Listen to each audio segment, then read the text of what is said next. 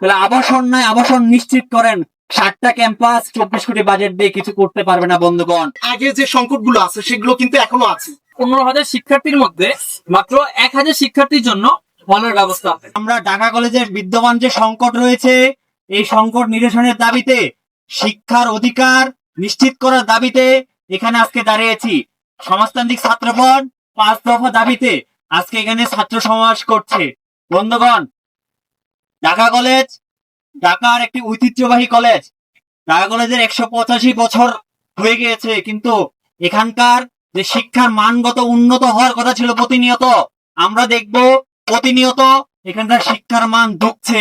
বন্ধুগণ, আপনারা জানেন গণঅভ্যুত্থানের আগে এখানকার যে বাংলাদেশে একটি ফ্যাসিস্ট সরকার বসেছিল, চেপে বসেছিল। এই ফ্যাসিস্ট সরকার মানুষের শিক্ষার অধিকার, গণতান্ত্রিক যে অধিকারগুলো ছিল সেগুলো দেয়নি। আমরা গণঅভ্যুত্থানে ছাত্র জনতা যে প্রাণ দিয়েছে, যে আকাঙ্ক্ষার বাংলাদেশ চেয়েছিল, সেই আকাঙ্ক্ষার বাংলাদেশ থেকে আমরা চেয়েছিলাম এখানকার সারা বাংলাদেশেই শিক্ষা ব্যবস্থার আমূল সংস্কার হবে। শিক্ষা সংস্কার কমিশন গঠিত হয়ে এখানকার শিক্ষা ব্যবস্থাকে আরো মানুষের বান্ধব, ছাত্র বান্ধব করে গড়ে তুলবে। কিন্তু বন্ধুগণ, দুঃখের সাথে বলতে হচ্ছে, গণঅভ্যুত্থানে 1400 মানুষের লাশের উপর পা দিয়ে এখানকার ইন্টারিম সরকার কিংবা পরবর্তীতে গণতান্ত্রিক যে সরকার এখানে গঠিত হয়েছে, প্রত্যেকটা সরকার শিক্ষাকে কোনো মূল্য দেয়নি।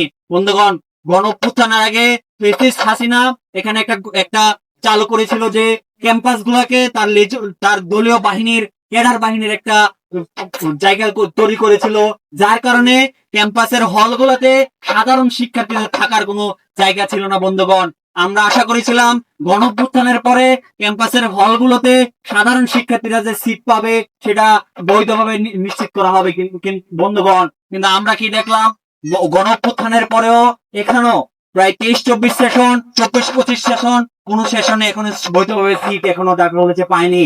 এখানে একটা কারণ দেখায় যে ঢাকা কলেজে আবাসন নাই। তাহলে আবাসন নাই, আবাসন নিশ্চিত করেন, সেটার জন্য এখানকার সরকার রয়েছে। কিন্তু আমরা কি দেখলাম বন্ধুগণ, এই গণঅভ্যুত্থানের পরে বাজেট যেগুলো হলো, প্রত্যেকটা বাজেটেই শিক্ষাকে কোনো মূল্যায়ন করা হয়নি।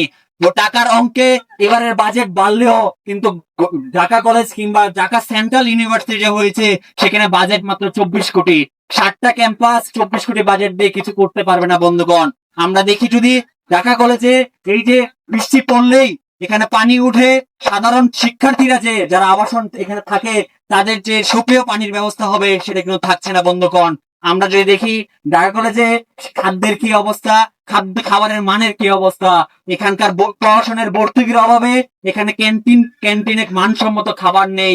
যে পরিমাণ মশলাজাত খাবার এখানে দেওয়া হয়, যে পরিমাণ অপুষ্টিকর খাবার এখানে দেওয়া হয়, সেটা দিয়ে একজন শিক্ষার্থী যার পুষ্টিমান গ্রহণ করবে, সেই গ্রহণ করে তার পড়াশোনা চালিয়ে যাবে, সেটা কিন্তু এখানে সম্ভব হচ্ছে না। বন্ধুগণ, ঢাকা কলেজে প্রায় 16-17 হাজার শিক্ষার্থী, এই শিক্ষার্থীদের যে আবাসন ব্যবস্থা নিশ্চিত করবে সেটা তো একদিকে পাচ্ছেই না।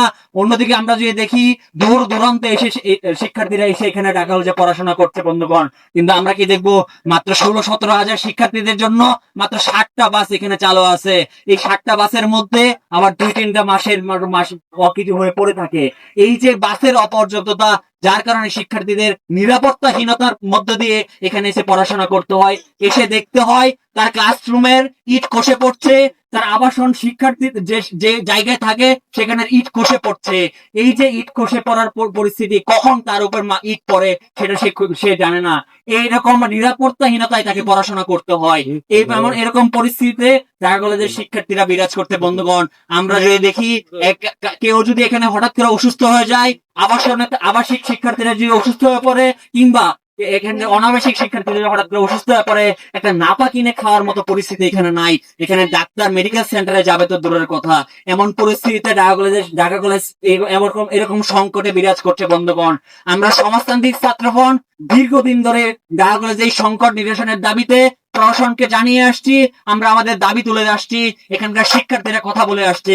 কিন্তু আমরা দেখছি প্রশাসন নির্বিকার ভাবে তাকিয়ে আছে, তারা কোনো ভূমিকা রাখছে না। দিনকে দিন যে এখানকার সংকট, সেই সংকট আরো বৃদ্ধি পাচ্ছে। বন্ধুগণ, সমাজতান্ত্রিক ছাত্রফ্রন্ট সেই লড়াই জারি রাখছে। ঢাকা কলেজের দেশের বিভিন্ন প্রত্যন্ত অঞ্চল থেকে যে মধ্যবিত্ত গরিব ঘরের সন্তান এখানে পড়াশোনা করতে আসে, তারা টাকার অভাবে এই ক্যাম্পাসে পড়াশোনা করে, কিন্তু সেই তাদের যে আর্থিক সংকট, সেই সংকটের মধ্যে আবার এই নতুন নতুন সংকট তৈরি হয় প্রশাসনের এই ধরনের দৃষ্টিহীনতার কারণে। বন্ধুগণ, আপনারা খেয়াল করবেন, ঢাকা কলেজের এই দক্ষিণায়ন হলে অভ্যুত্থানের পর থেকে এখন পর্যন্ত প্রায় 5-6 বার এখানে ডাইনিং ম্যানেজার চেঞ্জ করা হয়েছে, পরিবর্তন করা হয়েছে, কিন্তু কেউ এখনো পর্যন্ত শিক্ষার্থীদের যে মানসম্মত খাবার, সেই খাবার এখনো পর্যন্ত দিতে পারেনি। এবং আমরা খেয়াল করব যে প্রশাসনের এখানে একটা চরম গাফিলতি রয়েছে। তারা নানান সময়ে নানান রকম বাহানা দিয়ে ছাত্রদেরকে গোলবাল বোঝায় যে তাদের অর্থ সংকট, টাকা নেই, বাজেট নেই, এই কথা বলে বলে শিক্ষার্থীদেরকে তাদের যে অধিকার, সেই অধিকার থেকে বঞ্চিত করছে। ফলে আমরা কিন্তু অবিলম্বে দাবি জানাই যে এই যে সংকটগুলো আছে, এইখানকার যে মানে ফলে যে সংকটগুলো আছে, পরিবহন সংকট, সেই সংকটগুলোর অবিলম্বে যাতে প্রশাসন সমাধান করে। এবং আমরা দেখি যে মানে এই সংকটগুলো নিয়ে কিন্তু মানে তাও কথা বলে না, এটাও কিন্তু আমরা দেখি। সেই গণ উত্থান এর আগে সময়টাতে আমরা দেখতাম যে এখানকার আমরা সমাজতান্ত্রিক ছাত্রপক্ষের পক্ষ থেকে যখন কথা বলতাম, তখন একটা শাসক গোষ্ঠীর যে ছাত্র সংগঠন, তারা কিন্তু আমাদেরকে নানাভাবে বাধা দিত, আমাদের যে বোকাল সেটা কিন্তু তারা বন্ধ করার চেষ্টা করতো। কিন্তু আমরা দেখলাম যে সেই গণ উত্থান পরবর্তী সময় যখন মানে একটি নতুন একটা রেজিম আসলো, নতুন একটা সরকার আসলো, সেই সরকারও কিন্তু আমাদের যে শিক্ষার্থীদের যে সংকট, ক্যাম্পাসের যে সংকট, সেগুলো কিন্তু তারা বাতিলের জন্য কোনো উদ্যোগ নিল না। ফলে আমরা কিন্তু দেখলাম যে আগে যে সংকটগুলো আছে সেগুলো কিন্তু এখনো আছে। শুধু আমি না, ঢাকা কলেজের 15,000 শিক্ষার্থীর মধ্যে মাত্র 1,000 শিক্ষার্থীর জন্য হলের ব্যবস্থা আছে, যার ফলে আমার মতে বেশিরভাগ শিক্ষার্থীরা ঢাকা কলেজের আশেপাশে বিভিন্ন ম্যাচ এবং বাসা ভাড়া করে থাকতে হয়। এর ফলে তার শিক্ষা জীবন যেমন ব্যাহত হয়, একইভাবে তার জন্য তাদের যেহেতু আবাসন নাই, তাহলে তার জন্য পর্যাপ্ত পাথের থাকা প্রয়োজন। ঢাকা কলেজের মাত্র 8টি বাস রয়েছে, অর্থাৎ বেশিরভাগ রুটেই বাস নেই এবং বাসের সিট সংখ্যা শিক্ষার্থীদের জন্য পর্যাপ্ত নয়। যার ফলে আমরা দেখছি ঢাকা কলেজ বাংলাদেশের মাটিতে একটি ঐতিহ্যবাহী শিক্ষা প্রতিষ্ঠান, কিন্তু এই ঐতিহ্যবাহী শিক্ষা প্রতিষ্ঠানেও আমাদের দেশের অনেক শিক্ষা প্রতিষ্ঠান আছে যেখানে নানান সংকট, দেশের বিশ্ববিদ্যালয়, কলেজ এবং বিদ্যালয়তেও নানা সংকট, কিন্তু দেশের ঐতিহ্যবাহী শিক্ষা প্রতিষ্ঠান ঢাকা কলেজে আমরা দেখবো প্রতি কোনায় কোনায় প্রতি কারণে প্রতি স্থানে সংকট। বন্ধুগণ, এই কথাটা খুব পরিষ্কার যে এই সংকটগুলোর কথা আপনাদেরকে বলে বোঝানোর কোনো প্রয়োজন ছিল না। আপনারা আপনাদের নিজেদের জীবন দিয়ে এই ক্যাম্পাসে থাকতে গিয়েই এই সংকটগুলোকে আপনারা বুঝতে পারেন, আপনারা আপনাদের জীবনের সঙ্গে মিলিয়ে নিয়ে দেখতে পারেন। সেই একই কথাগুলোই কিন্তু আমরা এখানে বলছিলাম। বন্ধুগণ, আমাদের এখানে অল্প পরিসরে এই অল্প জমায়েত দেখে আমাদের দাবির গুরুত্বকে আপনারা খাটো করে দেখবেন না। আমরা হয়তো গুটিগত মানুষ এখানে দাঁড়িয়েছি, কিন্তু আপনারা জানবেন এই কথাগুলো ঢাকা কলেজের সমস্ত শিক্ষার্থীর বক্তব্য, তাদের প্রত্যেকের কথাই এখানে আছে। এই কথাগুলো কিন্তু আমরা যেমন বলছি, যেমন প্রত্যেকটা শিক্ষার্থীর মনের কথা, আকাঙ্ক্ষার কথাই কিন্তু আমরা এখানে বলছি। ফলে আমাদের এই জমায়েত দেখে আপনারা বিভ্রান্ত হবেন না। আপনারা বুঝবেন যে সমাজতান্ত্রিক ছাত্র ফ্রন্ট, তাদের যদি কোনো সারা দেশের যে কোনো জায়গায় একজন কর্মীও থাকেন, সেই একজন কর্মীও কিন্তু এই দাবিতে লড়বেন, তারা কথা বলবেন, অন্যায়ের বিরুদ্ধে দাঁড়াবেন। সেই জায়গা থেকে সমাজতান্ত্রিক ছাত্র ফ্রন্ট এই কাজগুলো করছে, আগামী দিনেও আমরা এই কাজগুলো করব। শিক্ষার অধিকার আদায়ের লড়াইটা আমরা চালিয়ে যাব।